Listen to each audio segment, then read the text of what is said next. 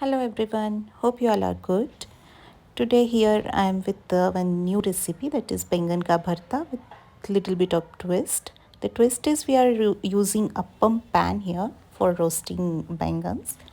So take little bit of oil in a pan, then take baingan, one tomato and garlic. So roast the baingans and tomato from all the sides. Take their skins off and mash them properly. So it is also called as Wangyaचं Bharit in Maharashtra, which tastes amazing with bhakri, that is jowar roti. So this is mashed one. Now for tadka, take 2 tablespoons of oil, then put jeera into this, kasuri methi, 2 green chilies and curry leaves. Then I have taken one big finely chopped onion, then all the dry masala, garam masala, dhaniya powder, turmeric, red